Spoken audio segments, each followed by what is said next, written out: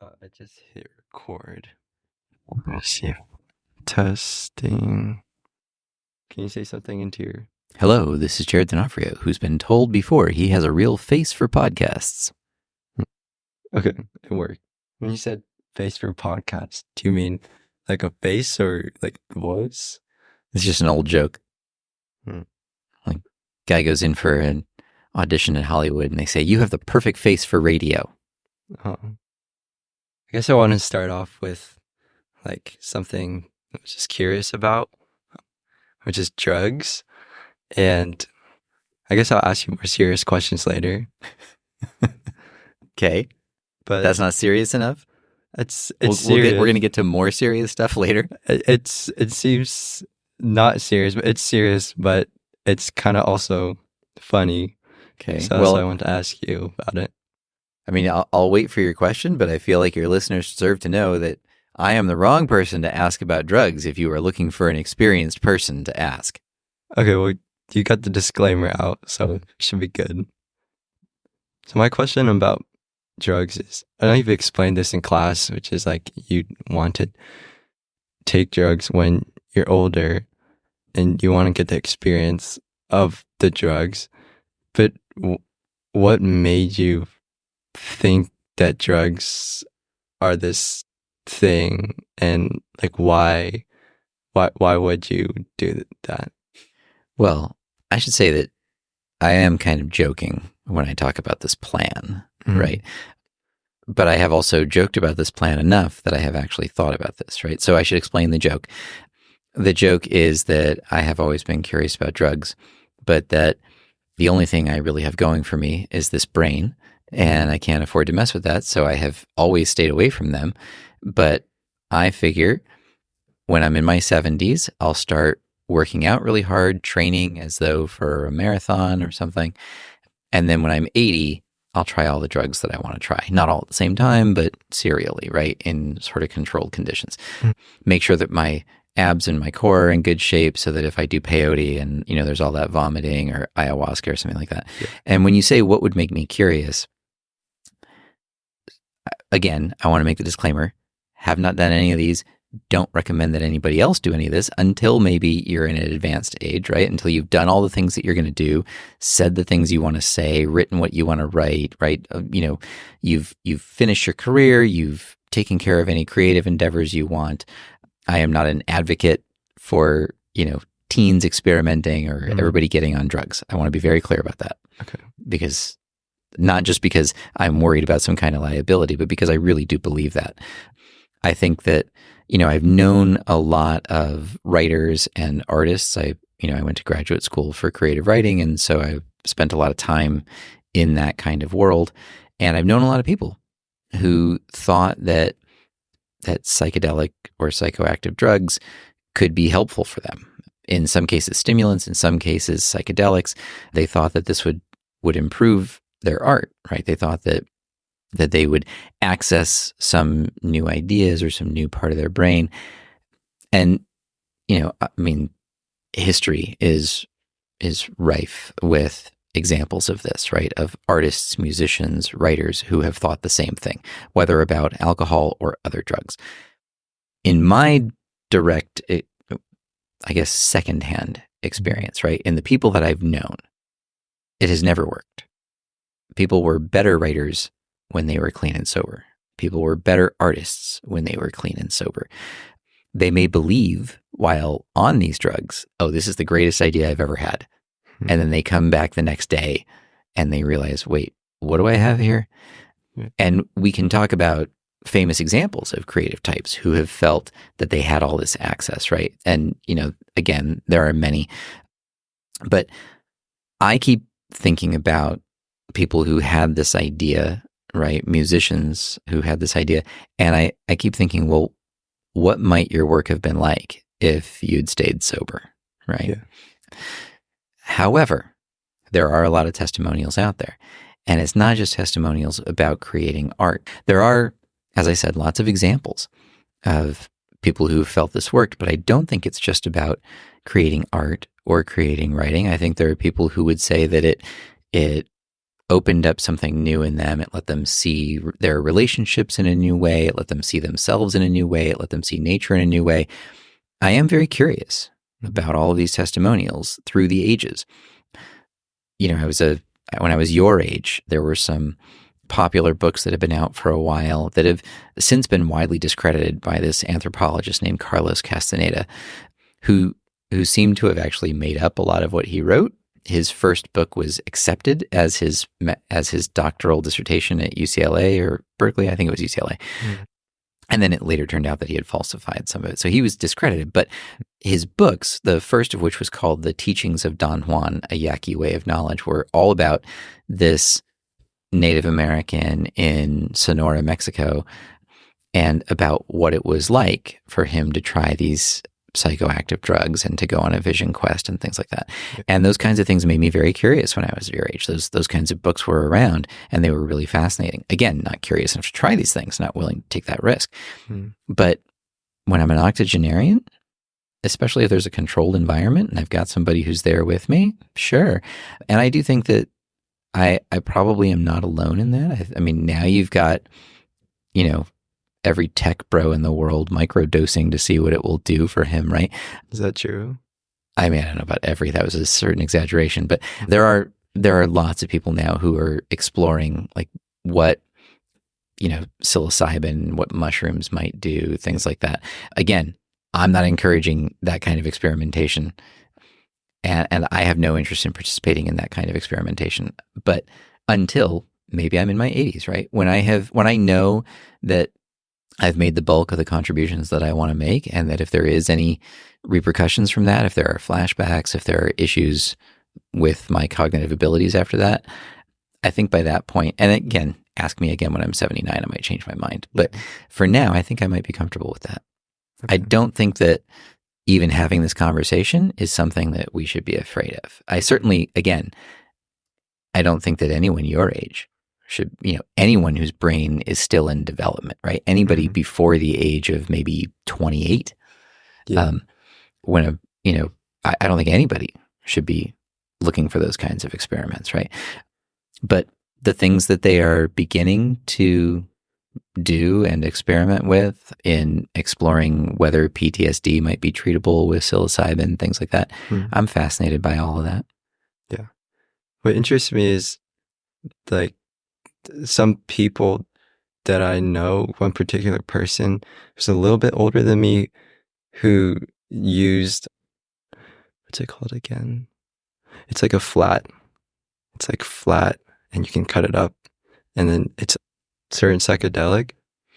Again, Ryan, I'm out of my depth. You're going to have to wait 30 years and then ask me. Yeah. And then I'll be able to tell you all about it. Well, he told me about his experience taking this drug, and it, like what he told me is like it showed him the meaning of life. Like, and what you said about just what they perceive and what they think as like this great idea or great revelation to them.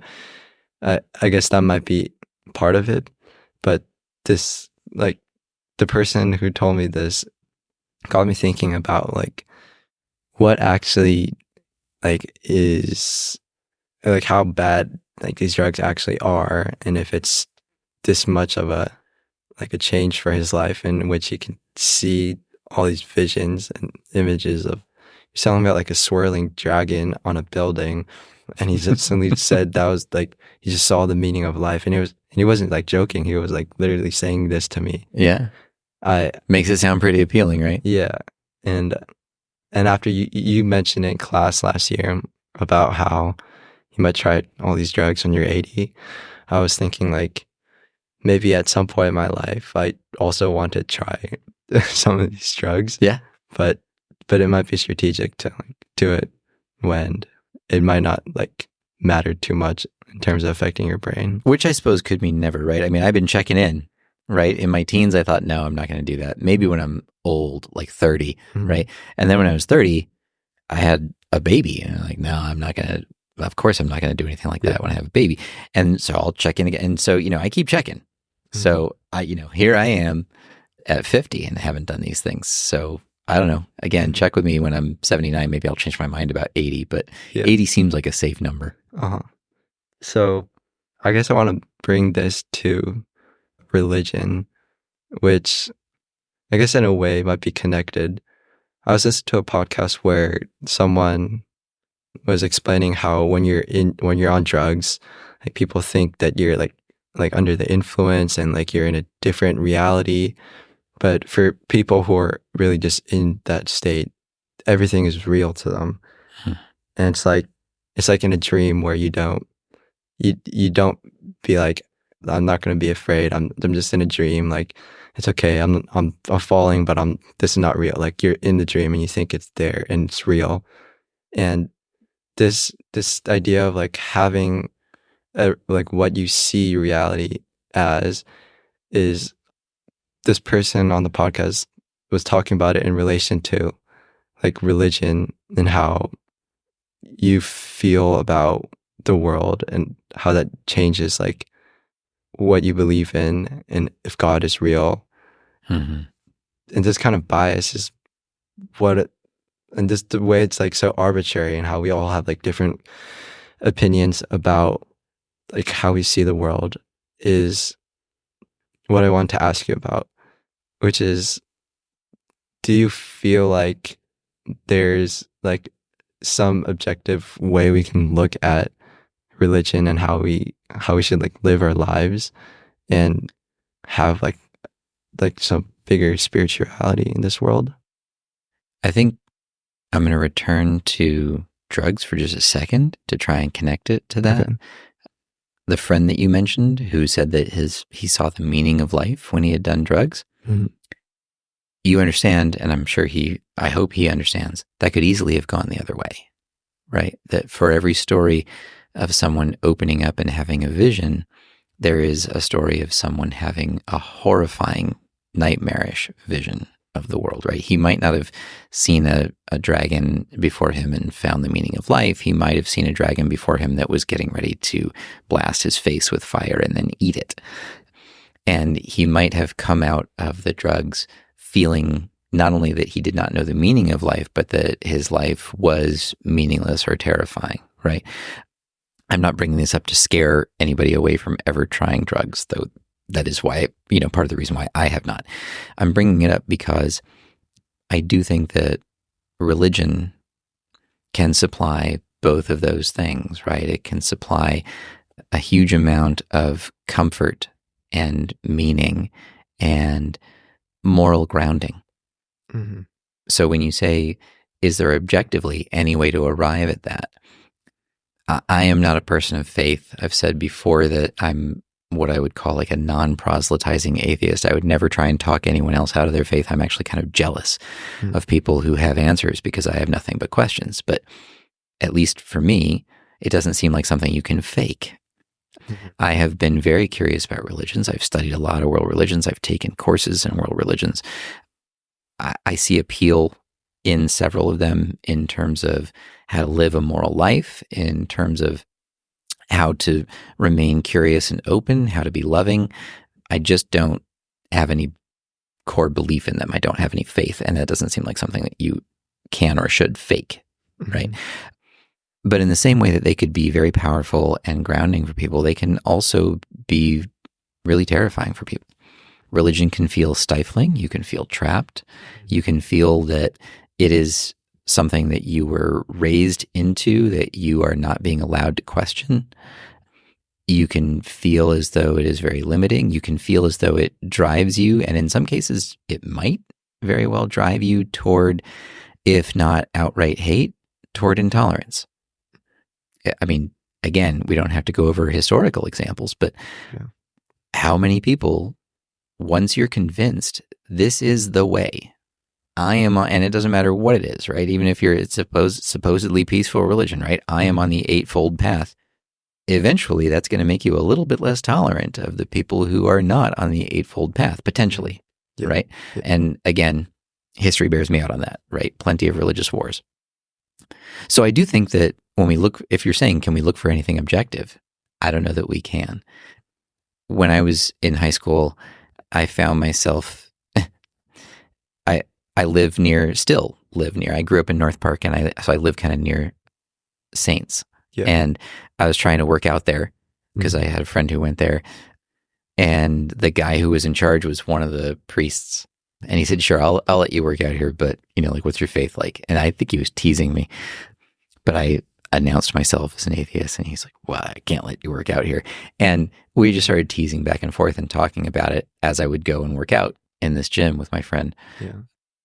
And he and I wound up having debates about whether religion had actually done more harm or good in the world. Yeah. And, I tried to, and here I am, like, idiot, 16-year-old kid trying to debate a man with divinity degrees, right? So this was obviously a mistake on my part, but I tried to marshal all of these facts, and I'm pointing to crusades and to religious wars and to jihads and pointing out that, no one is free from this, and he just said, right, but the comfort that knowing that there is meaning, the comfort of knowing that there is more than this. Mm-hmm. And I was like, all right, fine. If you're going to put your thumb on the scale that way, I guess, however many deaths I can point to, however many killings I can point to, how do you measure against that, right? How do you measure against that kind of comfort? It's a comfort that I have personally never known, but I do not take it lightly. I would never discount it. Yeah. Which is why I would never try to talk anyone out of his or her faith. So can we come up with an objective way of thinking about this? I don't know that we can. I think objectively we can say that there is that any system that leads to moral behavior, right? Whatever makes you behave, that's great. And that's going to make it sound as though I'm coming off as superior somehow, like I don't need a religion to make me behave.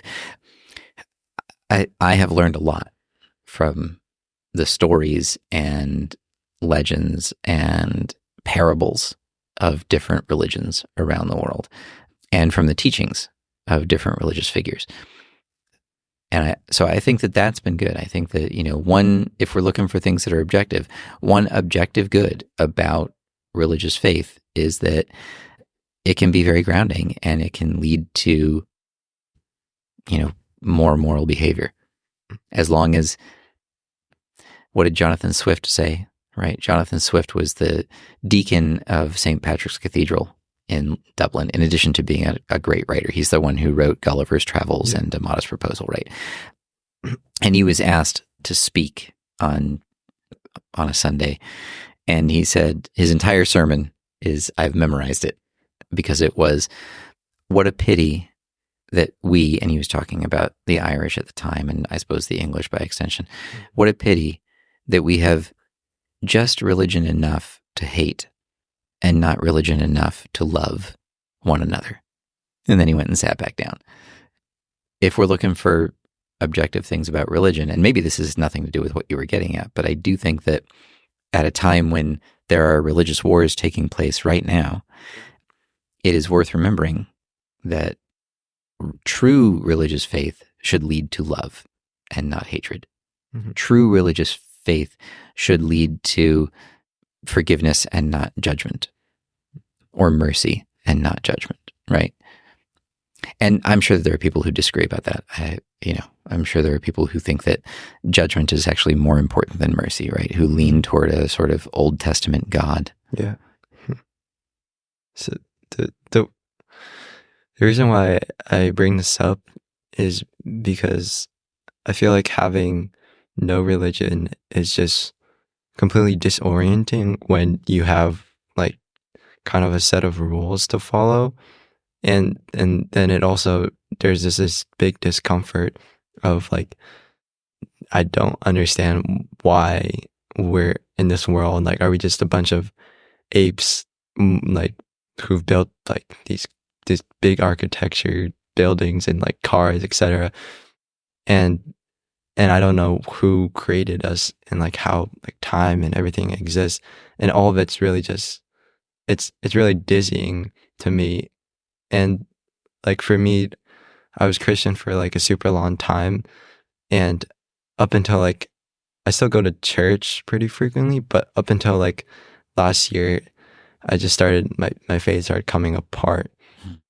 And I was just really confused because I was like, it's not, I didn't like believe in Christianity 100%, but I just put it as like a foothold, and I knew that was like what I can lean back on.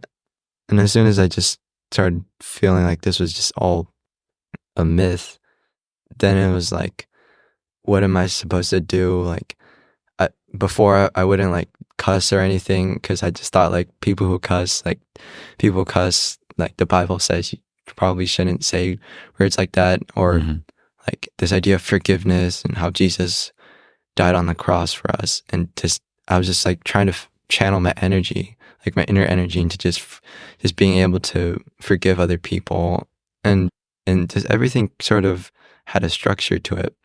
And then now I feel a little bit more comfortable because I've thought about these things, about what I can do without religion a little bit more. I'm curious as to what you do to orient yourself in following morals, or following sort of a way of living, or do you feel like you just live and try to enjoy it? Oh, I hope I do live and enjoy the process of living. But yeah, I don't feel unmoored. I don't feel like I am just floating without a faith to hold on to. I'll acknowledge that you can certainly get that from religion, right? And a real sense of community. I am very antisocial, but I can see where if I weren't, I might really appreciate the community of church, right? I might appreciate the people who are in it, and having that not just social network, but safety net there of people that I know are going to care, right? So there's all kinds of things that might come from, meeting with a religious group regularly that I don't have. I don't have that kind of structure, even just the practical structure of I know where I'm going to be on a Sunday or on a Friday night or whatever. But I think for me, what guides me is a set of, my own gathered principles that I have taken, magpie style from here and there. Socrates had a rather unchristian idea, which was that education is morality. That if you truly know better, then why wouldn't you do good? Yeah. Right? So you could not swear, or you could choose not to swear because those are blasphemies, or because those certain words might be a sin. Or you could choose not to swear because you've really thought through who might be made uncomfortable by it, why you're doing it, whether it's making you more articulate or less articulate, whether it is communicating more meaning or less meaning, whether it's just easy to do that. And you might decide not to swear for your own reasons. So that's for me about moral behavior, right? I really try and think of it in terms of education. Do I understand the full implications of my actions? And if I do, and I still feel okay about those actions, then I think I'm going to do it regardless of whatever doctrine might say about it. If I think through as much as I can the implications of that action, and I don't approve of it, then I have my own answer, right? And I'm doing that again, having taken a lot of the precepts from different people. I have thought a lot about somebody saying like what is right and what is wrong, and then of course there's the law. But outside of morality, if you're asking about sort of bigger cosmological questions, I never was satisfied with the answers that religion provided because they seemed like very placeholder answers to me. If I am thinking, where did all of this come from? How is this possible? How did we all get here? And I am trying to reason through that with science. And science eventually arrives at a dead end, right? There was a Big Bang. That Big Bang may have followed a great compression. We might be in an endless cycle of collapse and burst that has gone on for infinity. The human mind is not very good at conceiving infinity, right? Which is why it messes with us. It's also not very good at conceiving zero. It took us a long time to invent these things, infinity and zero, right? For good reason. So I have to either accept scientifically there was nothing. Yeah. And then there was a bang. And now we're in this universe that is possibly shaped like a donut and curving in on itself. Other theories about that. Or I accept that we're in this endless loop of Big Bang compression, Big Bang compression, right? Either I'm accepting zero, there was nothing, and then there was something, or I'm accepting infinity. You could argue that those are both bad options, and I don't want to deal with that, right? And so somebody might come along and say, well, there's a mechanism, right? God made all of this. Well, my first question as a little kid was, well, who made God? Yeah. I'm right back to, right? To me, that seems like a placeholder. And again, this is why I don't have any faith, because faith, the definition of faith is to stop asking that question, right? Or to continue to ask that question, but to deal with some kind of comfort in that there are things that are beyond you to question, right? So, where did all this come from? Well, it's always been. Or it came from a big bang and there was nothing. Yeah. Where did all this come from?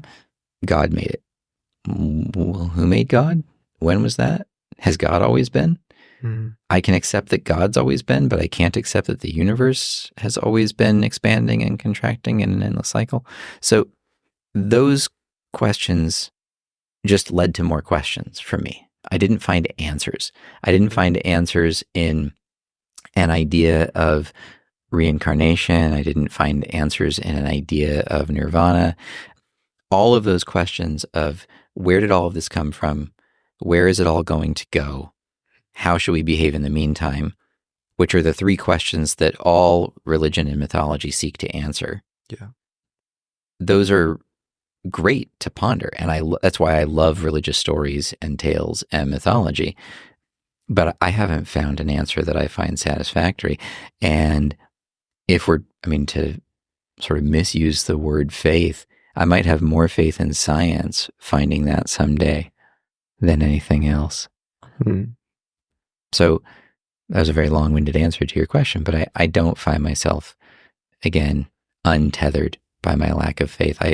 I would like to think that I still behave in a moral and reasonable way, and I would like to think that I am still making the most of this life as if it is all I have. So when you talk about being tethered, I don't know if there's really a way to explain being tethered, but do you have a concrete set of principles, or do you just sort of grab onto the different things? You asking for my philosophy of life, Ryan? I guess so. That's kind of what I'm getting at. Yeah, I mean, if we were to talk about principles, that would be a very long car. I have lots of, and things that are, situationally specific, but philosophy of life, sure. It is four-pronged, I suppose. Really three, but we can say four. My first guiding principle, philosophy of life, do more good than you do harm. That is not easy. It is really hard to move on from that to number two, but that's my number one. Do more good than you do harm. Hope I didn't say that backward before. No, you said I'm pretty tired. Okay. You said it the right way. Okay. It's, again, not easy. And I'm thinking in terms of the environment. I'm thinking in terms of relationships with other people. I'm thinking in terms of self-care, health, staying in shape. You could apply it to all aspects of your life. My first guiding principle, do more good than harm. And that doesn't mean it's second by second or minute by minute all the time. There are plenty of times when I am self-indulgent, right?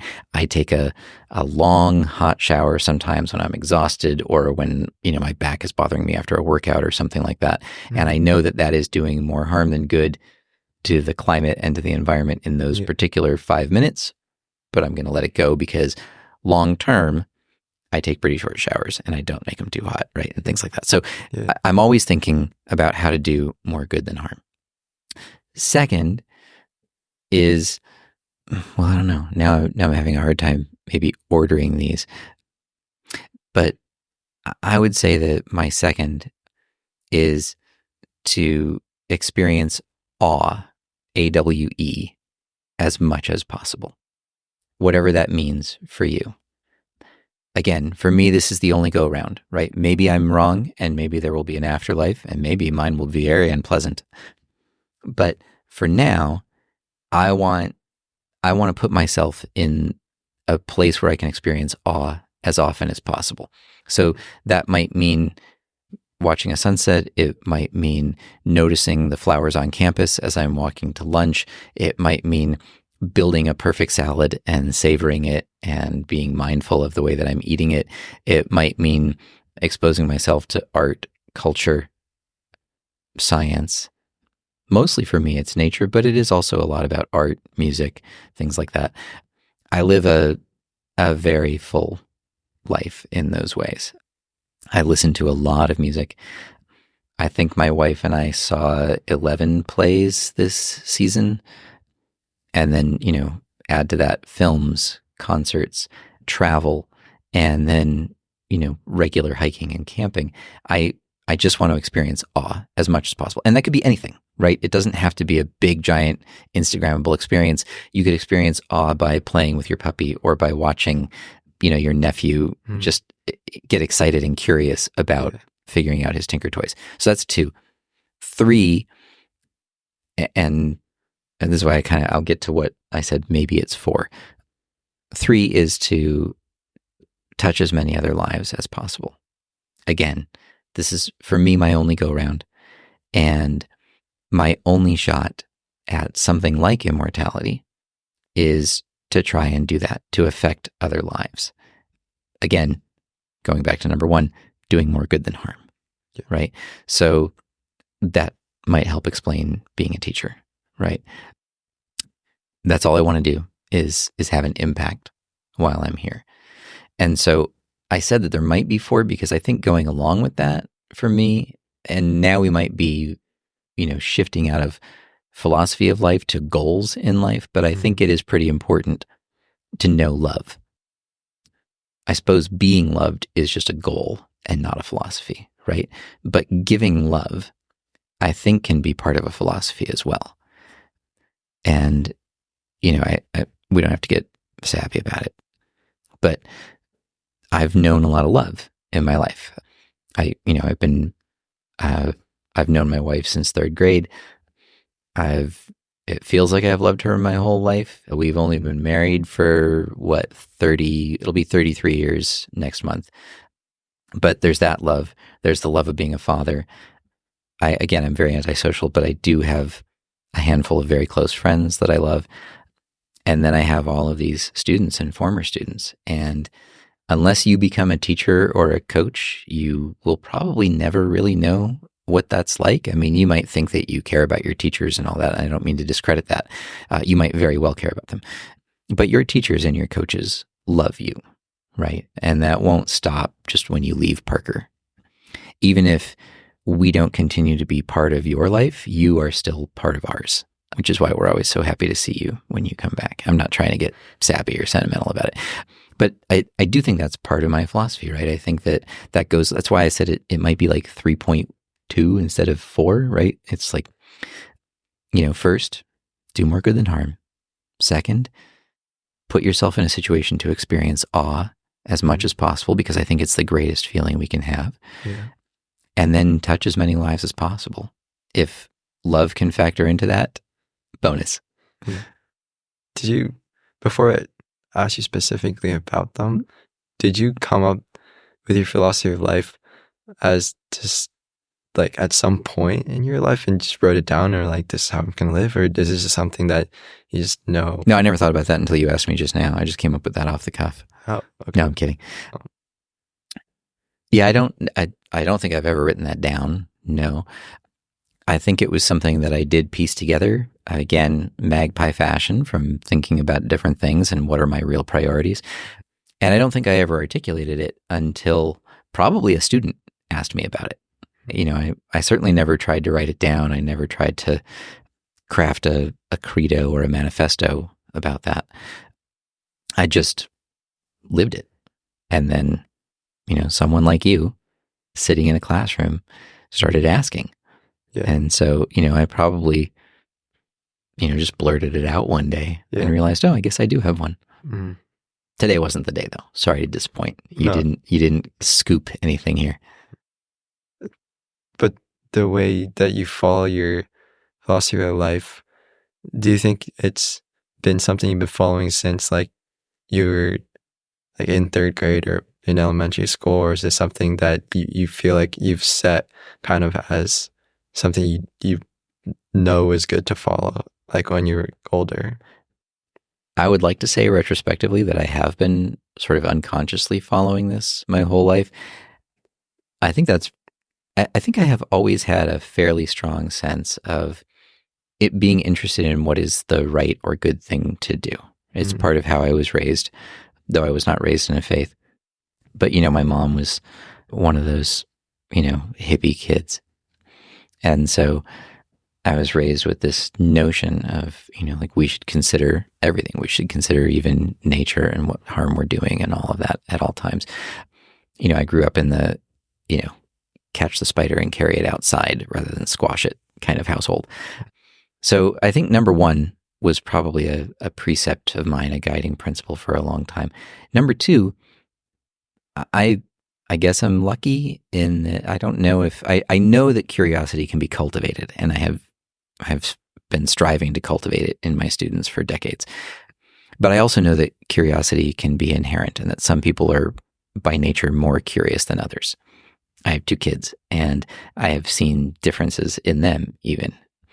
And regardless of whether I'm a smart person, I'm a very curious person, which I think is more effective than being a smart person. And I think that also positioned me to seek awe.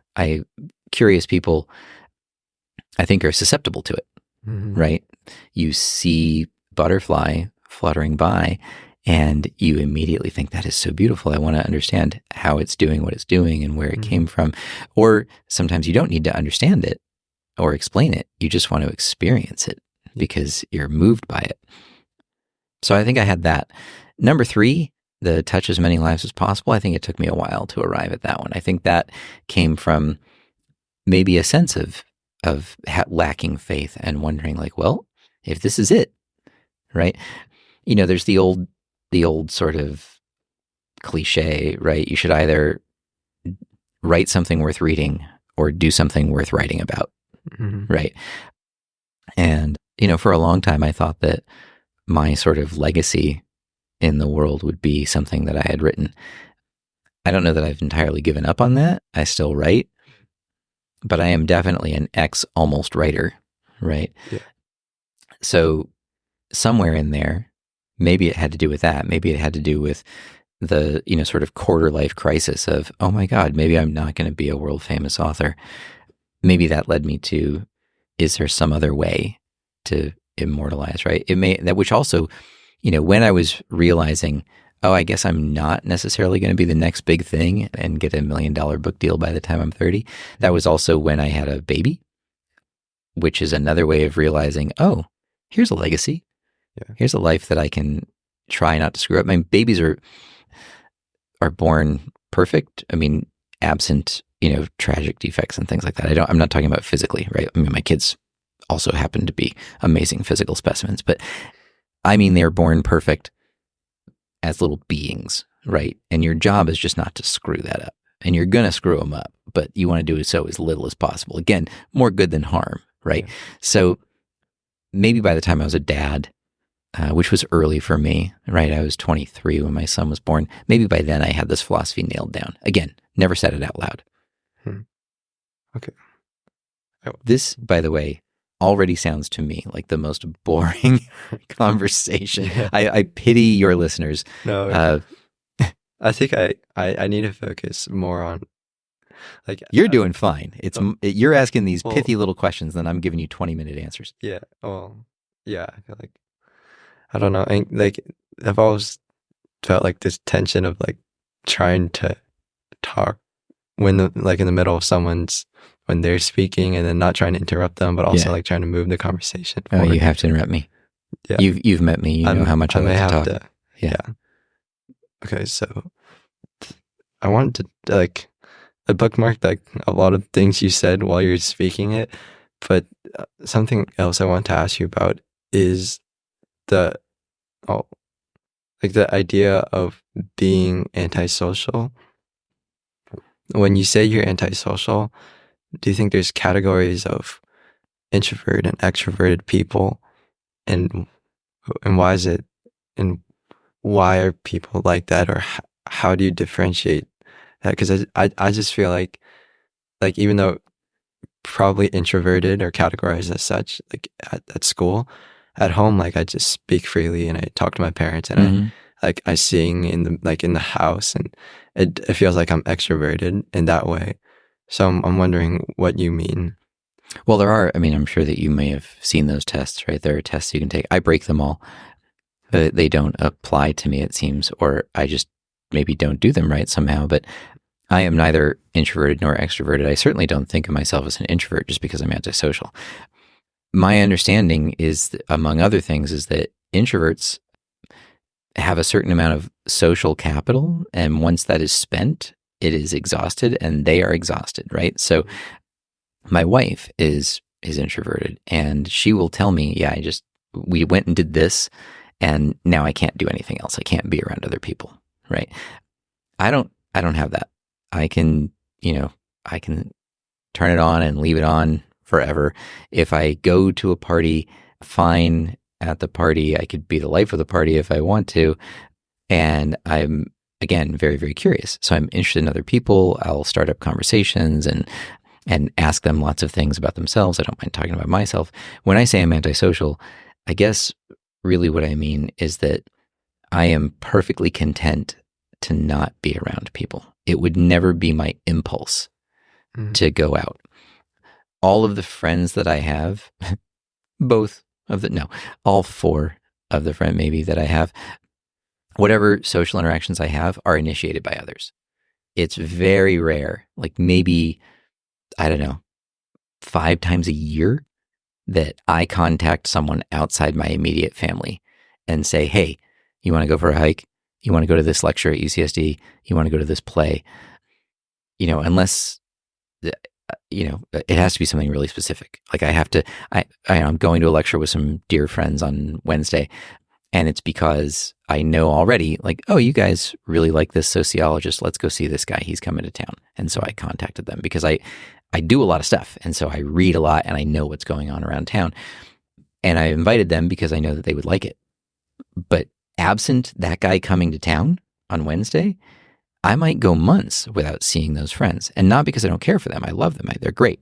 I was, best man at his wedding. But maybe this just makes me really self-centered and awful. Maybe antisocial is the wrong word. Maybe it's just self-centered and narcissistic. But I am perfect. I could go God knows how long just seeing my wife and my kids.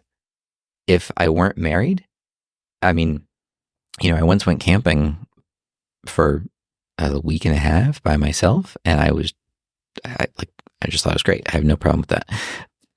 So you don't have I understand that you feel content when you're by yourself, but do you feel any guilt that you're not following up with someone or talking to someone? I do. Yeah. I don't keep in touch. I mean, they will never hear this, so it's fine. But, I should call my mom more. I should call my dad more. And I don't. I should keep in touch with my friends. I have, as I said, 3 or 4 really core friends outside of my immediate family. Mm-hmm. And one of those friends lives in Maryland, and we can go years without seeing each other. And he's a little bit like me in that, he won't keep in touch either. And it doesn't matter. We could go, I think we once went 7 years without seeing each other. We picked up immediately where we left off, joking around as if we had been apart for 2 days. And it was great. I have another friend, one of my best friends, who again, a close friend, right? He was my best man. I was his best man. If you asked him how many close friends do you have, he would have to think about it and maybe say, I don't know, 60. And he means it. He keeps in touch with he's always talking with somebody. He's always in a group chat with somebody. I am not. And I don't know that I don't feel guilty about not being like him because I just don't have it in me. But I do feel guilty about not keeping open more lines of communication. I think that, we can only do so much, and I try and give myself some grace for that. It's not as though I leave people unread for a super long time, right? Yeah. It's a difference. But again, the friends that I have, like even the friends on the faculty that I've made, I like everybody on our faculty. We have a great faculty. But, and I hope that we are friends. I have a hard time actually defining that, right? Because I'm not part of a squad. I don't hang out with anybody or anything like that outside of work. And the friends that I have had on campus, the ones who were sort of closest, were the ones who like came to my room, because I don't usually go to somebody's room and talk with them. I just, bunker down, grade papers, reread The Great Gatsby. And like over the years, do you think that's been fine in maintaining friendships with faculty and feeling comfortable in your relationship? Or do you think there's something more that you could do? Oh, I'm sure there's more I could do. I'm sure that I have not been a great friend to some people, and I do regret that. But I would like to think that in most cases, it's been fine, right? That in most cases, I have tried not to be thoughtless about it, right? Mm-hmm. And I am genuinely interested in, when people start telling me about their day or about their life, but I don't seek out that kind of social interaction. I'm sure that there might be someone who has perceived me as being standoffish in that way. Mm-hmm. I may have told you this story before, but there was a principal here, whatever that would be, 1, 2, 3, 4 principals ago. He was showing around some new teacher in the hallways, and we passed each other, and he just said, "Oh, this is Jared D'Onofrio. He's antisocial, but not unfriendly," and then just kept going. And I have thought a lot about that label over the years, and I think he's probably right. I'd like to think I'm friendly. Mm-hmm. So it isn't really negative to be antisocial. It's kind of just a way of relationship or a way of living in relation to other people, right? Yeah. Okay. One of my closest friends, Kira, which I think you have A block, like I'm like, often I'm thinking about our relationship as friends, and particularly it started during the pandemic in 8th grade, where we all like went on to online school, and then like halfway through online school they asked us, I think it was at some point they asked people if they wanted to come back, but you just had to have social distance and wear masks. Mm-hmm. And among our group of friends, like the only person who was like, we should go back was Kira, I think. And I was like, but it's so nice. You don't need to drive and waste like an hour driving and going to school and like hang out with like just seeing all these people. And I don't think it's like, I was always asking myself like, why is she always the one who's like messaging me when like asking me how am I doing or saying like good night? I was just confused like why she was messaging me so much. And I was like, at some point I was like, does Kira like have an attraction to me? Like why is she like always on me? But I realized like she's like this for everyone else, and she has like way more friends than me, and she loves like each one of her friends. And then this sort of guilt kind of still was there though, of like, am I supposed to engage with my friends and spend time with them? And are they going to feel uncomfortable if I don't spend time with them? Yeah.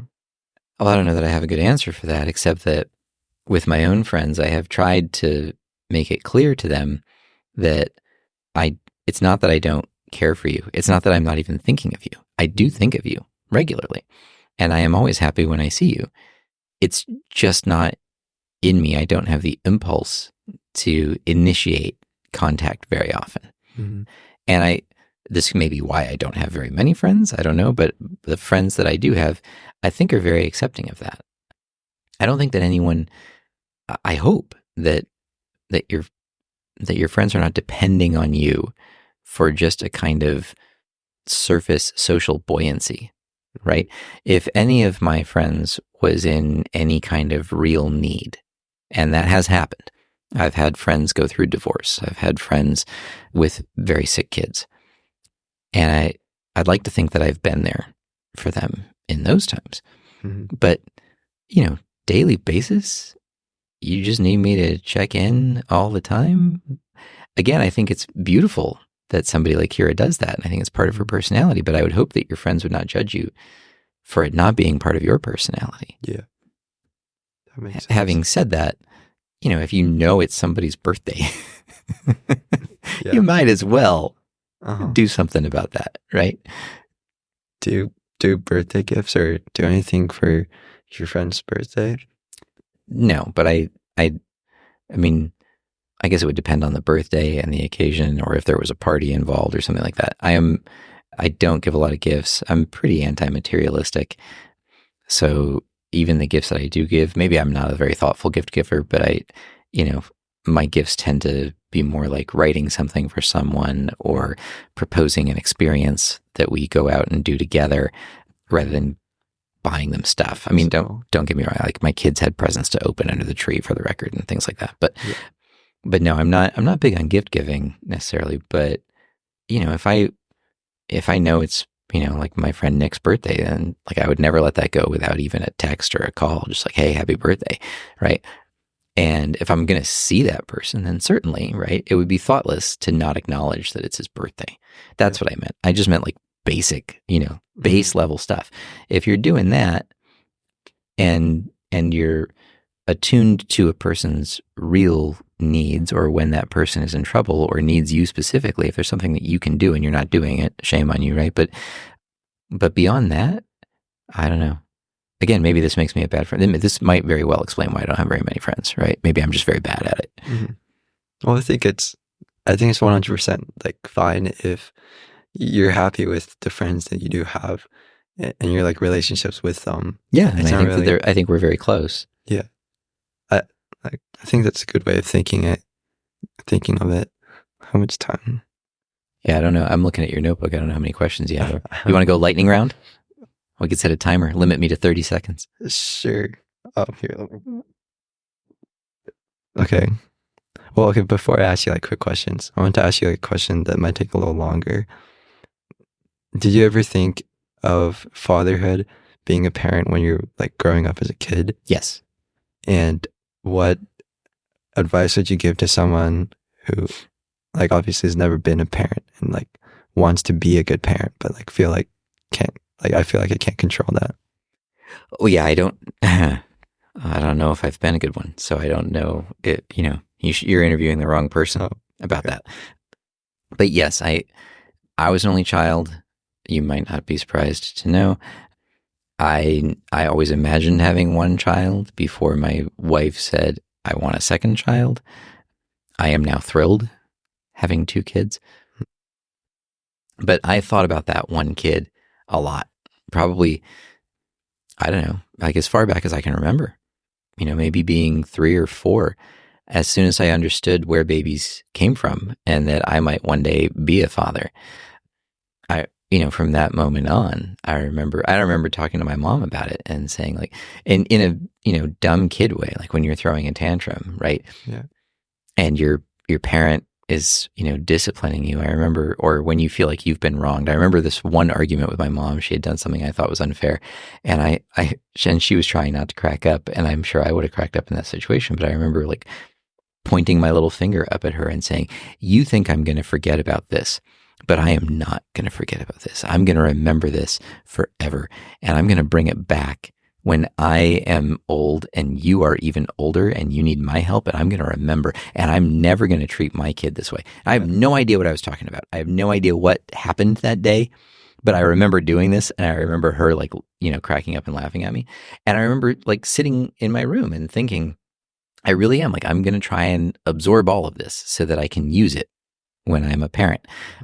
And I don't know if I actually did that, but I do sort of believe that the more you can remember about what it was like for you, and I'm not suggesting that there are no changes, and I'm not suggesting that being a kid today is the same as it was being a kid in the 16th century when I was a boy.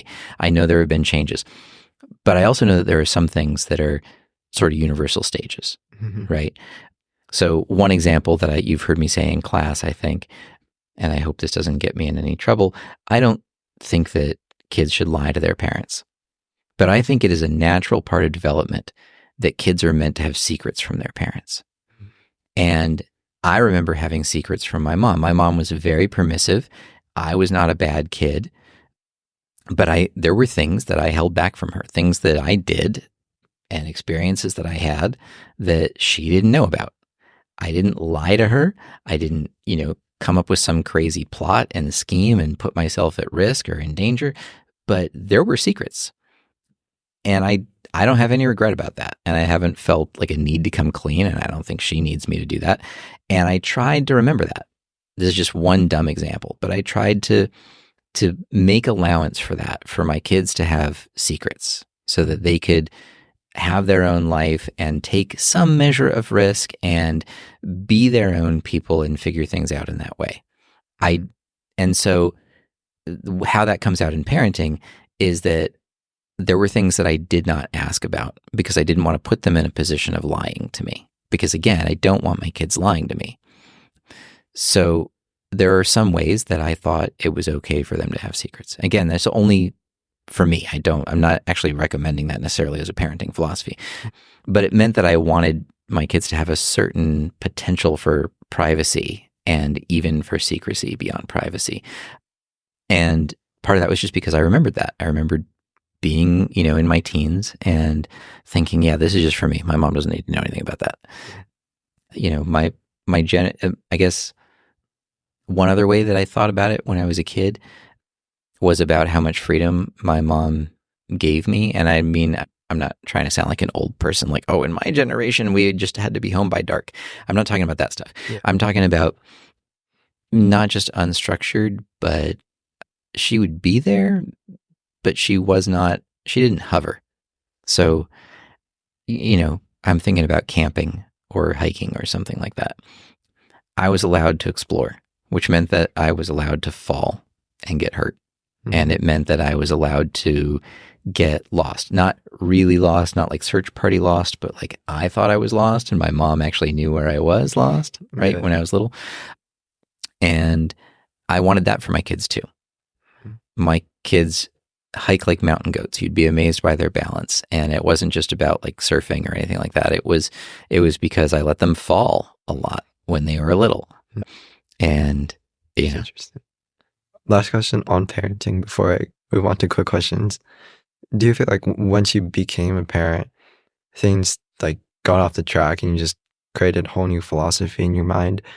Or do you think you maintain like some sort of control over how you want to let your kids have freedom, or how you maintain your like role as a parent who loves your children, etc.?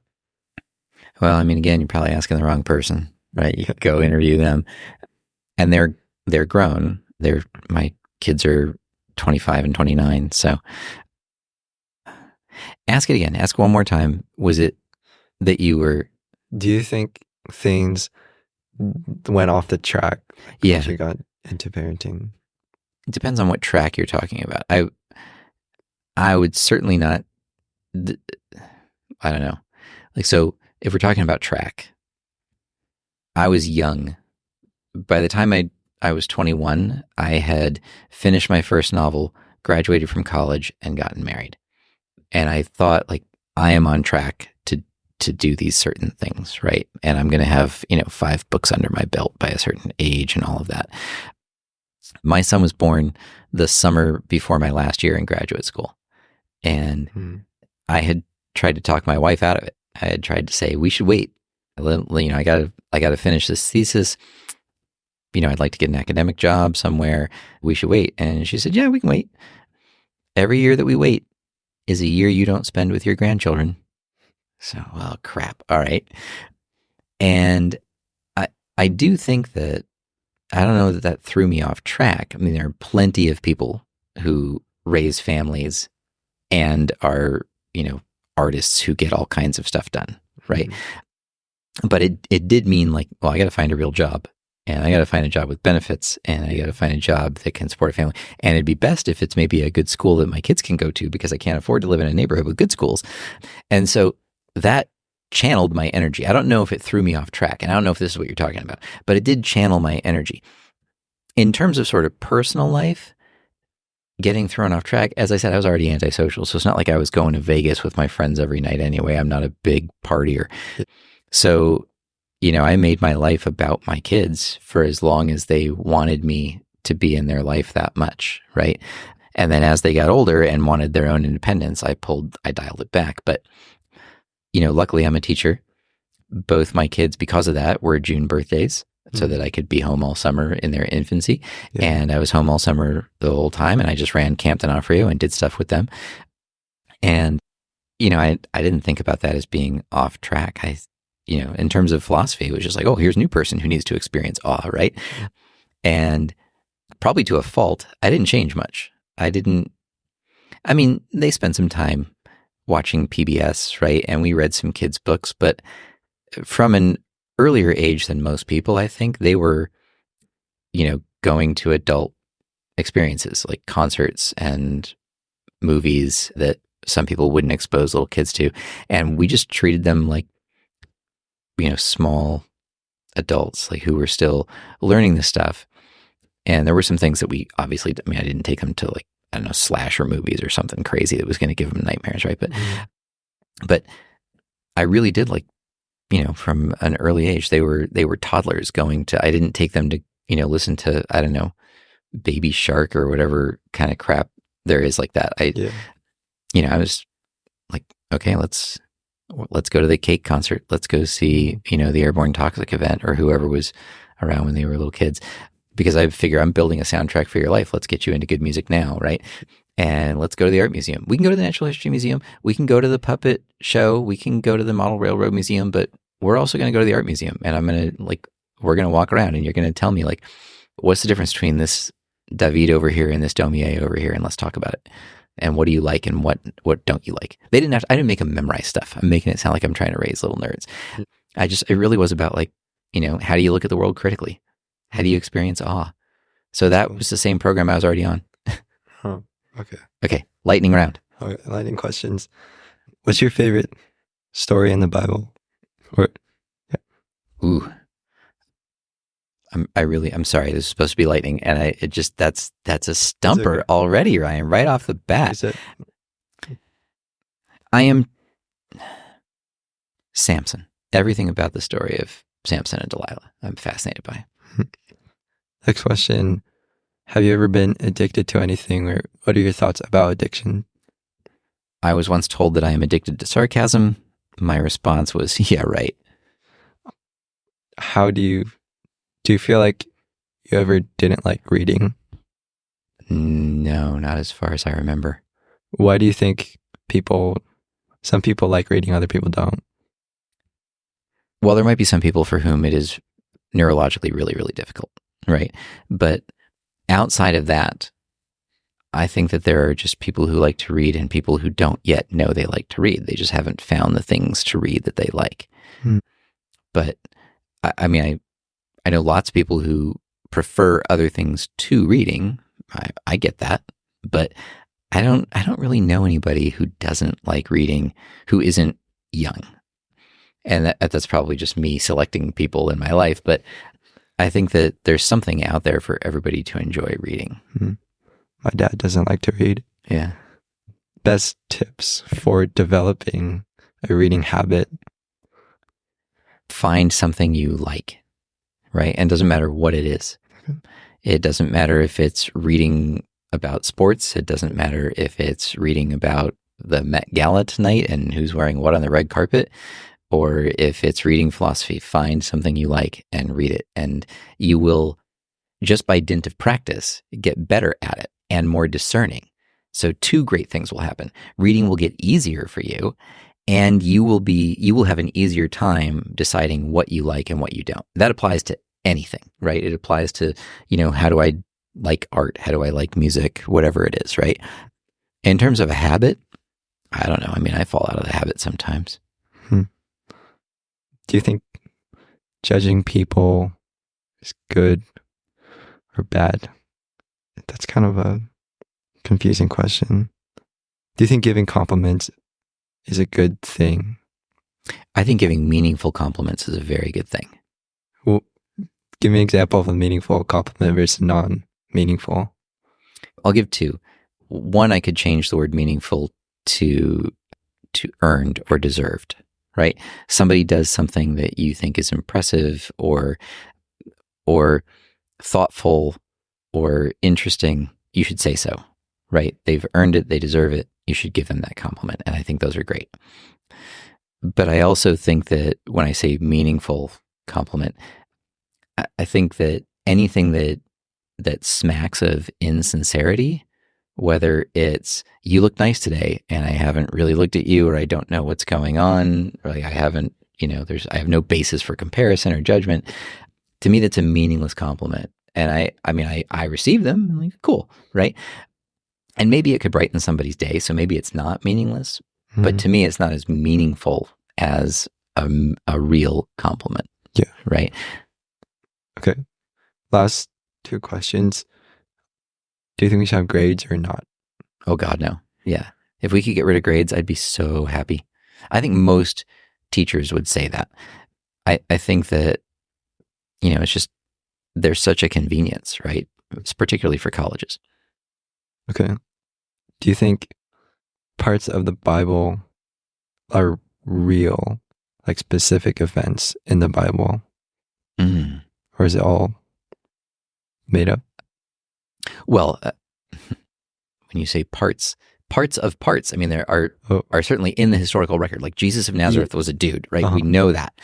There are pyramids, and we know that Jews were enslaved and helped to build. Wait, let me clarify that question. Good. Okay. So it's not like were Romans a thing, like a specific story or a specific event, like the event of Jesus being crucified and him rising from the dead, and Mary being there, etc. And like the whole passage with all the words inside. Is there a specific one that is historical? If there is, I don't know of it. Okay. That was the last question. Oh, good. We end on the question that's going to get me canceled somehow or have people making threats over the internet. I can ask you another one. Good. Let's end on one more. How important do you think college is, and do you think having the motivation to get into a good college, like having like a relatively stressful college admissions process like we have like currently, I think it's something that improves high schoolers, or it's better for the world, or do you think it's worse for the world? Oh no, the whole process of the whole game of college applications is a net negative. I mean, I don't think anybody could argue with that. I mean, if we want to talk about wellness, no, that's bad. But if you're talking about going to college, I mean, I just think that's beautiful. I've already said how much into education I am. It is possible that there are people out there who do not need it and would become the same fascinating people that they would be without it. Mm-hmm. But God, it just makes it so much easier. College makes you a more interested and interesting person, even if you're not doing it well. College is a crucible for your own beliefs and an exposure to worlds upon worlds. I mean, it's the bee's knees. It's where it's at. I don't know if you were asking from like a financial standpoint. I couldn't care less about any of that, right? Is it worth, $600,000 or whatever it might be soon? I don't know. I don't care. What else is money for? Yeah. Well, in addition to what I was wondering about is the process of getting into colleges, of having like people rank colleges and having like the stress of like getting good test grades, getting a good SAT, doing good extracurriculars, writing good college essays. Do you think the motivation there is a helpful thing, or should we care less about that? You're not going to like this answer. I think we should care very much about it. I think we should stress much less about it. And I think there's a difference between caring about these things and stressing about them. Mm-hmm. Should you get a good night's sleep before the SAT? Sure. Should you take a practice SAT? Sure. Should you hire a private SAT tutor, take 60 practice tests, and lose sleep over what your score is going to be? Absolutely not. Mm. If you can care about this process without stressing about this process, I think you already won, no matter where you go. Well, is it fine taking 60 practice tests, but not losing any sleep over it? And Oh, maybe there's somebody out there that can do that without stressing. I haven't met that student yet. Okay. That'll be the last question. All right. Thanks, man. Yeah. Thank